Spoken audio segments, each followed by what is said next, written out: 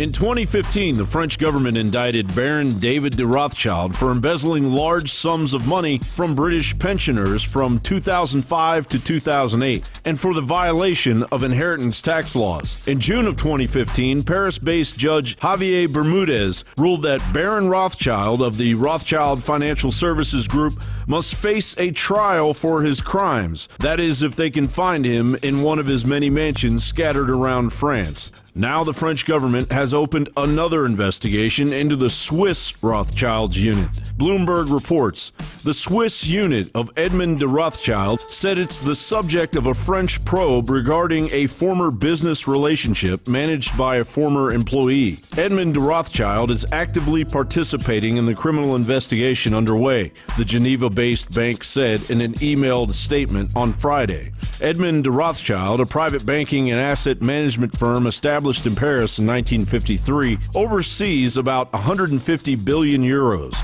or $164 billion, and is led today by Baron Benjamin de Rothschild and his wife Ariane.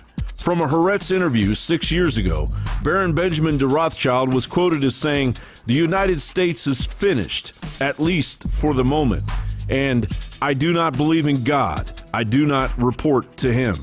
The Rothschild family is so wealthy, they don't regularly appear on any Forbes list of the world's wealthiest, and when they do, their true wealth is minimized. Their fortune would embarrassingly dwarf the multi-billions of Bill Gates or Warren Buffett. The Rothschild story is precariously embedded in the footnotes of world history. Nathan Rothschild became the largest debtor to the Bank of England until the bank was privatized in 1946. However, although the Bank of England is state-owned, 97% of the UK's money supply is still privately controlled in the form of interest-bearing loans created by the Rothschild-dominated commercial banks.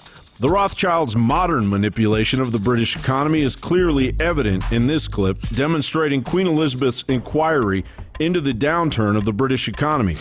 And he and his group here are going to answer your question from 4 years ago, why nobody saw the crisis coming. And after a brief explanation, another question, this time from the Duke. There's not another one coming.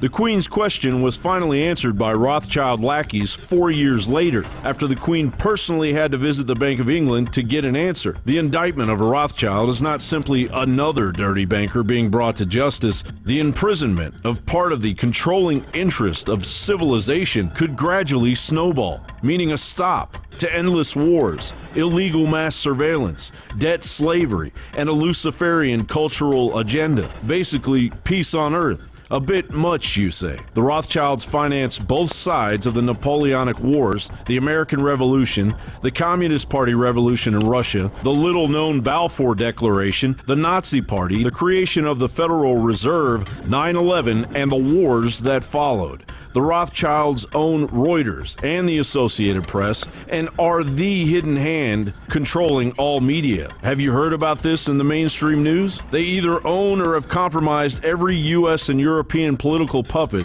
with an elitist passion for worshipping Lucifer and an unyielding obsession to decrease the world population by 90% by legal means. Means the Rothschilds are on the verge of completely acquiring via the United Nations. The ultimate advantage, listen to this, that the creditor has over a king or a president is that if the ruler gets out of line,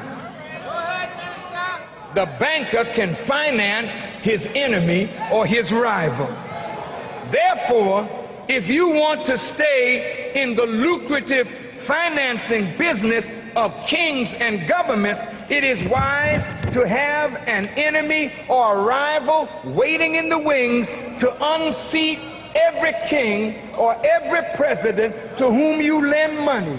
If the king doesn't have an enemy, you gotta be able to create one. Yes, for centuries now, there truly has been a global New World Order shadow government family syndicate legitimizing its control over civilization, responsible for their involvement in a seemingly endless list of horrors and violations of human rights since long before any of us were even born. And yes, currently, without as much as a peep from the mainstream media, that very family is being pursued by a French court to stand trial. John Bowne for Infowars.com.